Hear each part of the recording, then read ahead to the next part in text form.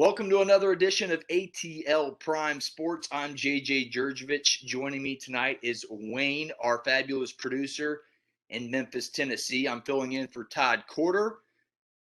And folks, you can find us on Twitter, Instagram, YouTube, and Facebook. Just search at ATL Prime Sports. You can find our fabulous host, Todd Corder, at Corder Todd. And you can find our fabulous producer, Wayne, at RWY Jr.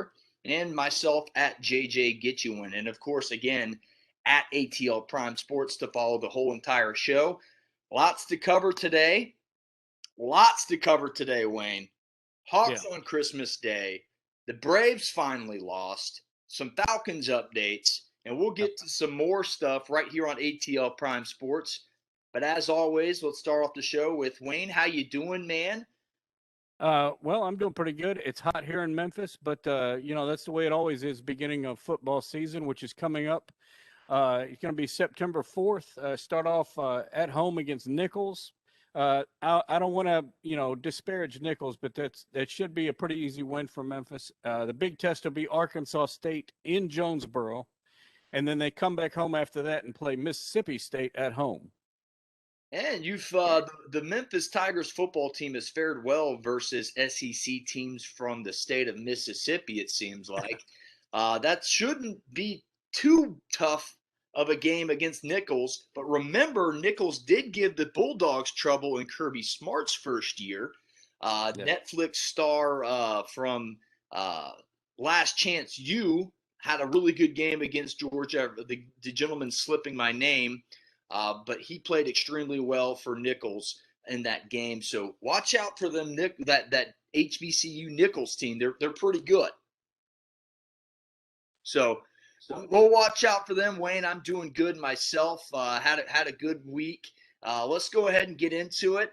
Let's talk about the Braves. They're one of the hottest teams in baseball coming into Tuesday. The Braves had won 9 of 10 and stand alone in first place by a respectable 4.5 games over the Philadelphia Phillies. Let's talk about why these Atlanta Bravos are playing so well and at the right time. Wayne, I'll tee this one off. It's 4 reasons. Riley, Swanson, Freeman, and Ozzie Albies. Okay. These guys have lit up the scoreboard. The whole infield just lighting up home runs. Yeah. In fact, Ozzie Albies just needs 3 home runs, and the entire Braves infield will have had at least 25 home runs apiece. If it happens, which I'm assuming Albies will hit 3 before the end of the year, that'll only be the second time in Major League Baseball that's happened. The 2008 Marlins did it with Hanley Ramirez and Dan Uggla were part of that infield. So this roster's doing some historic things, and it starts with those 4 guys right there. Wayne, have you been keeping up with these Atlanta Braves and how hot they are? Well, I couldn't help but notice they went on that winning streak there until they came up against a buzzsaw that was New York. And they really surprised me because I want to say, honestly, if you go back and look at our show that we had with Mark Mancini about 3 weeks ago, I was kind of shooting down the East. I was saying, listen, you got 2 other teams that are doing way better, so it doesn't matter what happens in the East. Maybe not so much now. I think the Atlanta Braves have really picked it up and are looking much better, versus somebody like San Francisco or Milwaukee. Absolutely. They've really turned it around. And honestly, a lot of that is in part due to the way, again, that infield has been playing. The Braves are 24-11 since July 17th. And that number may be up a little bit. That was an old stat from David O'Brien on Twitter. Again, they have not lost consecutive games in that span, the only Major League Baseball team to do so. So, again, it just goes to show how hot this team really got. You can say it was a weak schedule, but that's what good teams do, Wayne. They take advantage of the weak schedule. They went 9 in a row on a road trip. You're thinking if you go 7-2, 6-3, or heck, even 5-4 on any road trip, you're doing good things. They went 9-0 on that road trip. Look, even Adam Duvall has been a great acquisition. In the NLCS, we really missed Duvall with the oblique injury last year. He comes back into the lineup and instantaneously provides spark. Look, Duvall leads Major League Baseball with home runs with runners on base. He's got 19 of them. He also leads Major League Baseball with runners on base with extra base hits. He's got 12 of those with runners on base. The guy's an RBI machine, and he's really solidified this Atlanta Braves lineup. Jock Peterson has done well at times, too. He's raised his batting average almost 20 points since he's become a Brave. Guillermo Heredia has had timely hits. And, of course, Jorge Soler. What an acquisition. He's really turned it around. It really goes to show you, Wayne, maybe a new uniform sometimes is just all a player needs. Well, I'll tell you, among the three sports and maybe even positions on the sports that have the most, I don't know what you call it, a superstition, I would say major league pitchers, golfers in the PGA, and automotive race car drivers. They all seem to have superstitions that something as much as a uniform can affect how they perform. It seems much like it. Well, the Braves are stupid hot, stupid hot. Hopefully they continue that. They're gonna need it. The Mets and Phillies will be chomping at the heels the rest of the way. The Phillies are playing hot. Bryce Harper's looking like an MVP candidate. So the Braves are going to have to keep the pedal to the metal in order to finish out the job and win the NL East. Wayne, any final thoughts on the Atlanta Braves and their hot streak before we move on? No, I'm excited for them, but you know they did, like I said, run into that buzzsaw with New York, and that was an American League team. So you know, hopefully they'll run through the National League fine, and we'll see what happens. And we'll see what happens. Let's move on, folks. Before we do that, let's take a pause. Please like and subscribe to our YouTube channel. There's a little dog down in one of these corners over here. Click on it. Give us a subscribe. If you like the video, we'll continue to do this. We love to do it, but we like to do it for our fans and our listeners at ATL Prime Sports on YouTube, Instagram, Facebook, and, of course, Twitter. Let's go ahead and get into that second topic and talk about the Atlanta Falcons. Right. I say it very somberly because that's about all you can do as a Falcons fan is shrug and shake, Wayne. Moving to the NFL and our Atlanta Falcons, the Falcons D has given up 60 points in 2 preseason football games. Falcons are 0-2 with one more preseason game to go. Panic or no panic if you're a Falcons fan is the question. I'll tee this one off again, Wayne, and I'll give it right over to you. Falcons have just looked absolutely pathetic, awful in the preseason, but they always do. Even the year we went to the Super Bowl, what happened? I think we went 0 in the preseason. We may have won one game in the preseason. Pretty much 0 in the preseason. The Falcons have always struggled in the preseason, so no need to panic yet. But I do see a trend with good teams like Kansas City, Tampa Bay, New England, teams that have statistically been there year in and year out. It seems like they play their starters in the preseason, Wayne. And it doesn't seem like Arthur Smith believes in playing Matt Ryan or Kyle Pitts, who's the first-round rookie, at all. Calvin Ridley has yet to been seen in preseason. I personally don't think that is a good way to go. But, again, I'm not going to panic yet. It is preseason. Hopefully Ryan and company in the preseason scrimmages with other teams have gotten enough reps and they feel like they're ready to go. Again, we still have one more preseason game to go, and they may play all the first half. They may play the first series. They may play the first snap. I don't know. But right now, I'm not going to panic because it's preseason. But they have looked extremely terrible. They had another injury to backup quarterback A.J. McCarron, who will be out for the season with the torn ACL. So they signed former first-rounder to replace him, Josh Rosen. So he will be competing with Felipe Franks for that backup job. No need to panic yet, Falcons fans, but it's not looking good. Defense is, it's just they're getting after him in the first half. The starters look like they can compete. It's just a matter of will they have enough reps together to make it worthwhile for the regular season. I'm not going to panic yet. Wayne, what are your thoughts on the Atlanta Falcons preseason right now? Well, I am not panicking at all because to me, the preseason doesn't matter because it doesn't matter. It's a good time to sort out the team, find out what your strengths and weaknesses are, set up your practice squad with the players who don't make it on the team, and that's what it's for. And, AJ McCarron getting hurt, that's a big deal. And the only time I really think you should play starters is maybe if you want to see how the new guys on the other side of the ball, or not on the other side of the ball, but the guys that are like quarterback should be a starter, receivers, running backs, maybe should be some guys you're thinking about, and then vice versa, just to see how they play together. I'm excited about Josh Rosen. I think wasn't he at UCLA before that?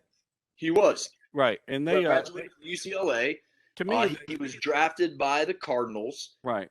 Then immediately, this is kind of a crazy stat. So the last 3 years of Rosen's career, he has gone to a team, and the next year they have drafted another first-round quarterback. Granted, he's a first-round pick. Yeah. So the Cardinals, he plays. The next year, Kingsbury comes in, drafts Murray. He goes where is this? Let me go to my notes. I don't want to mess this up. I think didn't he play with the Dolphins for a while? The Dolphins, correct. Thank you. Dolphins. Then he goes to the Dolphins. They draft Tua Tagovailoa, and then he goes from there to San Francisco, where they now have drafted Trey Lance. Yeah, so that is just absolutely absurd that Josh Rosen has had that attached to his name. Yeah, I think that he I don't know if he ever played for them, but I think he was on their roster for a short time. Was Tampa Bay, wasn't he? Correct. Yes, he was. Yeah. He was on their roster for a very short period of time and then went to San Francisco. Well, I really, from my memory, quarterbacks that come out of UCLA, and I might be wrong about this, but they seem to have better abilities than guys that come out of Alabama lately. So, hey, you look. I mean, Troy Aikman's a 2 or 3 time Super Bowl champ, so UCLA's got some pedigree. But yeah, Falcons fans, to wrap up, no need to panic. Matt Ryan, Calvin Ridley, Kyle Pitts have not even played a snap together yet. Again, my point was hopefully that doesn't bite them in the rear come regular season time. But we'll see. Falcons open it up in 2 weeks. They do have a Thursday night matchup looking forward against the Patriots. And their other primetime matchup will be in London against the Jets early in the morning for us viewers over here. So that's an outlook on the schedule. Any final thoughts on the Falcons real quick, Wayne, before we wrap up? I tell you this, I'm just going to make this statement. I believe in Mr. Smith and Falcons football. That's all I'm going to say. I like it. I do too. New man, new regimen, new general manager. Matt Ryan's got number 1 wide receiver. Hopefully Kyle Pitts is the real deal. Falcons fans, you got to be optimistic till you're not. Let's move on. Again, folks, if you do like our videos, please like and subscribe. Search ATL Prime Sports on YouTube. Click the like button. Give us a subscribe. Thank you very much. The Georgia Bulldogs, moving into college football, have been bitten by the injury bug the last few weeks of fall camp. With news of the injuries, do the Dogs still have a shot versus Clemson week 1? Wayne, because Coach Smart has recruited at an elite level. Remember, Wayne, 3 out of the last 4 years, number 1 recruiting class for Coach Smart. So he has more than enough adequate players to replace the injured players. Eric Gilbert, again, out for personal reasons, not an injury bug.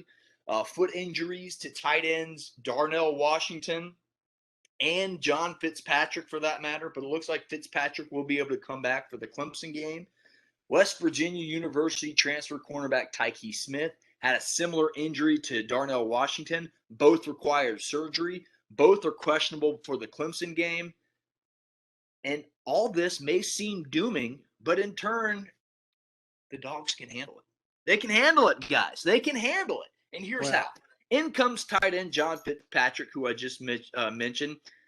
He has missed the 2 scrimmages for Georgia in the fall camp, but again, he should be probable coming up against Clemson. And we have the Dogs have a promising freshman in Brock Bowers. He was a top 10 recruit at that position. He's gotten a lot of praise from the offensive coordinator, Todd Monken, and head coach Kirby Smart. So you got the personnel to slip right in. If Eric Gilbert's able to, and our prayers are with Eric Gilbert as he is going through these personal issues. I hope Eric can get through them and join the team for Clemson, because he can be an extreme boost right away for that tight end position. If Darnell or Fitzpatrick cannot go, then you add a little bit of the depth with Gilbert if he's able to come back. So, and then we talked about Tyke Smith. Well, remember, in comes last year's Peach Bowl starter at that star position is defensive back Latavius Brini, who Brini was not yet beaten out by Smith for that starting star position. So again, Brini can replace Smith. You have Gilbert, if he's able to come back from his personal issues, that can slide right in for Washington and Fitzpatrick. And you got Brock Bowers and Fitzpatrick, again, if he's healthy, to step right in. So the Dogs can absolutely still take down the Clemson Tigers week 1. Do not worry, Dog fans. It should be an absolute great matchup. If you're looking through the forest of the whole entire season, this is one of the bigger matchups, if not the biggest matchup that stands out for the entire season, and it just so happens to be week 1. Big matchup, 7:30, Bank of America Stadium, Charlotte, North Carolina. Should be a good game. Wayne, any final thoughts on the Dogs being bitten by the injury bug? Nope. I don't think I've got anything else I need to say about it. Yeah, no, it really has. How many quarterbacks do they have left? They got like 12 of them there now, right? They got plenty. They got plenty of quarterbacks. They got plenty of cornerbacks. They got plenty of defensive and offensive tackles. They got it all. They got it all. Let's go ahead and flip over to the other Power 5 school in the state of Georgia here. The Georgia Tech Yellow Jackets are entering year 3 under head coach Jeff Collins, coming off a 3-7 campaign last season. The Jackets really can't go anywhere but up from here. Let's talk about these Jackets. I'll go ahead and tee this one off. Look, the Jackets have a tough schedule. They got Phil Steele's number 3 toughest schedule in the land. To combat that, they return 17 starters. Games include trips to Clemson, Miami, Notre Dame. They have games at home versus the Georgia Bulldogs, and they play North Carolina in Mercedes-Benz Stadium in downtown Atlanta. So pretty tough schedule, but manageable. If you can knock off one of those big schools, whether it's Clemson, Georgia, or North Carolina, or Miami, or even Notre Dame, those might be 4 losses. If you can turn one into a win, I think the Jackets can go bowling. Look, they're going to open up 2-0 most likely with wins against Northern Illinois and Kennesaw State. But again, those Clemson on September 18th, at Notre Dame on the 20th, versus Georgia on November 27th. Those are going to be 3 L's. I see 4 winnable games on that schedule from there: at Duke, Pittsburgh, at Virginia, Boston College. Those are winnable games. Going bowling, again, is a possibility in Jeff Collins' 3rd year. It really comes down to the play of quarterback Jeff Sims, who started all 10 games last season, Wayne. Had 13 touchdowns, 13 interceptions. If he can turn that turnover, the turnover dial down a little bit, you got yourself a pretty good quarterback. They got 3 offensive linemen returning, as well as a transfer from Vanderbilt with 32 starts under his belt. That's left tackle Devin Cochran. So running back Jamar Gibbs should have a chance to be a regular name in the ACC by season's end. I'm really excited about these Jackets because I think Jeff Collins really has something brewing with Sims. If they can get that passing game going, The offensive line is a strength of this team. They'll be able to run the football and control the clock. If they can go deep and get over some teams, this team will have a shot to win 6 or 7 ball games. Wayne, your thoughts on the Georgia Tech Yellow Jackets? Well, unfortunately, here's what I know about Yellow Jackets, Georgia Tech. They're in the ACC, um, and they're from Atlanta, and that's about all I know. I know way more about Georgia Tech basketball than I do their football team. I will say this about the ACC: there are a lot of teams that are around the same level in the ACC, and you really can't give an edge to any of them. Absolutely. Should be a fun season for Jeff Collins and the Jackets. Again, 17 returning starters. Very tough schedule, but if they can get one of those big ones, I'm thinking the one that they can get is maybe UNC at the neutral site in the Benz. If they can get that one, they can go bowling. Let's flip flop right on over to professional basketball. Hasn't been talked about in a while. The NBA released its 2021 and 2022, a full 82 game season schedule a couple weeks ago, and the Hawks will be on TV for Christmas. Let's talk about the Atlanta Hawks real fast. This is the first time the Hawks have been on Christmas since 1989. Wayne, 1989. That's the second time in my lifespan that I wasn't able to watch them, obviously. In 89, I was a little infant in diapers, but hey, they're on 12 noon on Christmas. It's a rematch versus the first round playoff rematch versus the Knicks in Madison Square Garden. Trae Young's going to take his shimmies and all that up to Madison Square Garden. We're going to open up the NBA games with the Atlanta Hawks. That's huge news. I'm super excited. They re-signed their core. John Collins, Trae Young got extensions. They're working on Kevin Huerter's deal. And I really think this core Atlanta Hawks team, maybe they can attract a free agent. I'm excited to see what Chris Dunn can do in a full season on the defensive side of the ball, as well as DeAndre Hunter coming back. This is going to be a great Hawks team, obviously coming off a conference finals appearance. Let's see what they can do. They are a preseason ESPN power ranking top 10 team. Don't know if I've ever seen the Hawks in that this early in the season. So lots to look forward to for the NBA's Atlanta Hawks. Opening up on Christmas. Open those presents, get your coffee, get your breakfast in you. Get some basketball at noon. Wayne, what are your thoughts on the Atlanta Hawks, man? Well, playing games on Christmas Day can be exciting, but it can also, I don't know, sometimes the other family folks ain't into it. So you've got to be around the right people and find you a space and a time to go watch the game.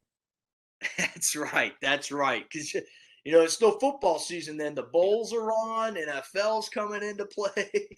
So lots to look out for. But, yeah, the Hawks – should be fun. I'm really looking forward to it. I'm speechless. I did not think the Hawks would ever be put on a Christmas Day game, but Trae Young's the superstar to do it. I tip my cap to him. I'm excited to see, again, the shimmy on Christmas Day. That about wraps up tonight's show. Any final thoughts on the ATL Prime Sports show tonight, Wayne? No, we got the Blog Talk Radio on Friday. And the phone number on that's Mark Mancini is the host of that, and our producer of that, and I think it's hosted by Todd and yourself. You dial into 347-205-9631 and listen to the show. And I'm not sure which topic we're going to cover. Have we decided yet? We'll probably break down the opening weekend of college football, week 0. We'll probably get into a little bit more NFL, maybe talk some fantasy football for all you fantasy footballers out there. We'll get into various topics as we always do on ATL Prime Sports. If you like the video, give us a subscribe at ATL Prime Sports, Twitter, Facebook, Instagram, YouTube. For Wayne, I'm JJ Jurjevich, filling in for Todd Corder. We'll see you Friday live, 1 to 1:30, blogtalkradio.com/Mancini Sports.